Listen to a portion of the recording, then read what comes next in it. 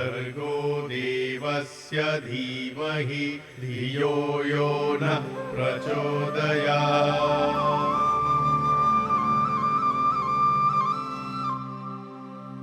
युवा मुंशीराम पिताजी के साथ बरेली में थे। 14 श्रावण संवत 1936 में महर्षि दयानंद सरस्वती का बरेली आगमन हुआ। उनके व्याख्यानों में शांति व्यवस्था की जिम्मेदारी श्री नानकचंद जी की थी। नानकचंद जी ने अपने बेटे से महर्षि के प्रवचनों को सुनने का आग्रह किया। साधु महात्माओं के प्रति मुंशीराम के मन में अधिक आदर नहीं था। सिर्फ पिताजी की बात रखने के लिए वे प्रवचन में चले गए। महर्षि दयानंद टाउन हॉल में प्रवचन और शास्त्रार्थ किया करते थे। पहले ही प्रवचन ने मुंशीराम पर बहुत असर किया। महर्षि का प्रवचन कई दिनों तक चला। हर रोज मुंशीराम अपनी बुद्धि के अनुसार जटिल से जटिल प्रश्न लेकर महर्षि के पास आते और महर्षि पल भर में मुंशीराम को निरुत्तर कर देते। अंततः मुंशीराम ने कहा, महाराज, अपने तर्क से आपने मुझे चुप तो करा दिया, लेकिन यह विश्वास नहीं दिलाया कि ईश्वर का कोई अस्तित्व है। महर्षि पहले हंसे और फिर बोले, मैंने कब प्रतिज्ञा की थी कि मैं तुम्हारा विश्वास ईश्वर पर करा दूंगा। परमेश्वर पर तुम्हारा विश्वास तब होगा जब परमेश्वर स्वयं तुम्हें विश्वासी बनाएंगे। महर्षि के प्रभाव में आने के बाद भी मुंशीराम के व्यसन जारी रहे। मुंशीराम को स्वामी श्रद्धानंद बनाने में उनकी पत्नी शिव देवी का बड़ा हाथ था। बरेली की ही बात है। एक रात स्वामी जी नशे में धुत उल्टी करते गिरते पड़ते घर पहुंचे। उनकी पत्नी रात भर बिना खाए पिए उनका सिर गोद में रखे जागती रही, क्योंकि वे तो हमेशा पति के खाने के बाद ही भोजन करती थी। सुबह जब मुंशीराम उठे तो उन्हें इस बात का एहसास हुआ।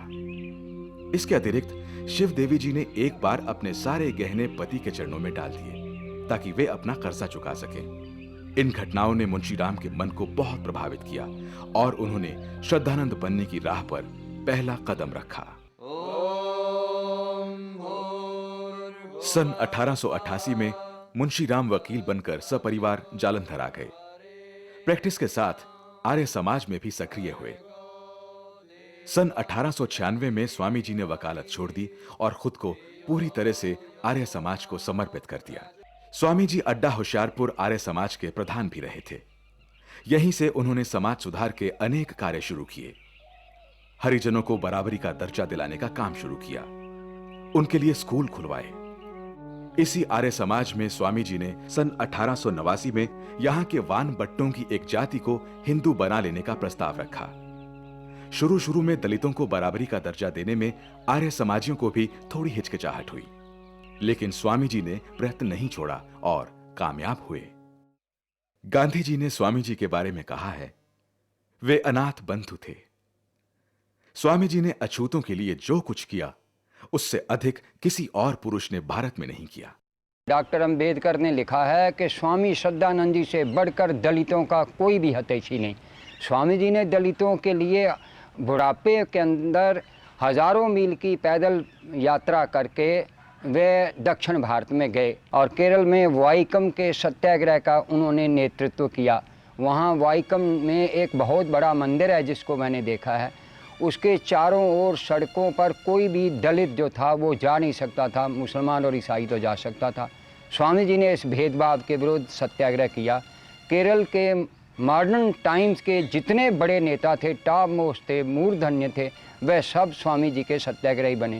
केरल के अनक्राउन किंग मन्नत पद्मनाभन जो हैं, उन्होंने मुझे कहा था कि मुझे इस बात का अभिमान है कि मैं भगवान श्रद्धानंद का सैनिक हूँ। वाइकम सत्याग्रह में मैं सम्मिलित हुआ था। उन्होंने लाठियाँ खाईं, उनका बहिष्कार किया गया, सब प्रकार से विरोध किया गया, परंतु वे डगमगाए नहीं।